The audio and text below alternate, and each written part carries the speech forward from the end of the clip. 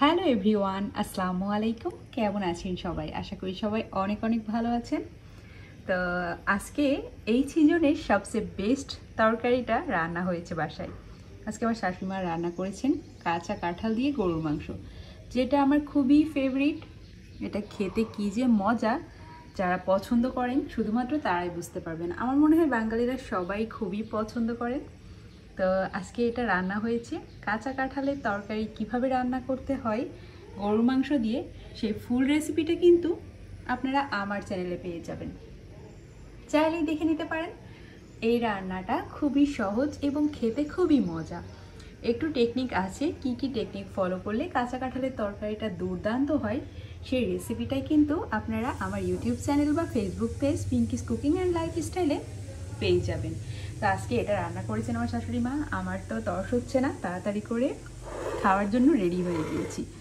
তো আমি প্লেটে ভাত তরকারি নিয়ে নিয়েছি। এই যে দেখুন, কাঁচা কাঁঠালের তরকারি দিয়ে গরুর মাংস রান্না।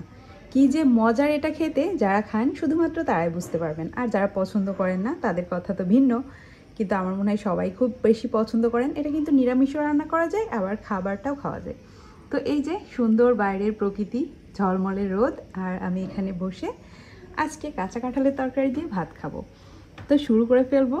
আমি লেবু নিয়ে নিয়েছি, লেবু দিয়ে খেতে কিন্তু আরও বেশি মজা হয়। তো একটা বিচি খেয়ে দেখি আগে। কাঁঠালের বিচি দিয়ে, বিচি মাংসের মধ্যে দিলে অনেক বেশি মজা হয়। কি মজার হয়েছে, তো একটু মেখে দেখি কেমন হয়। এর মধ্যে মাংস দেওয়া হয়েছে, গরুর মাংস। মাংসগুলো দেখুন খুব সুন্দর করে আগে সিদ্ধ করে নিতে হবে। এই যে এক্সট্রা তরকারিও আমি নিয়ে নিয়েছি। আর কাঁঠালগুলো দেখুন কত সুন্দর সিদ্ধ হয়, আর বিচিগুলোও খুব সুন্দর সিদ্ধ হয়ে যায়। খেতে কিন্তু দুর্দান্ত লাগে। তো আমার আর তর্স হচ্ছে না, আমি একটু মুখে দিই।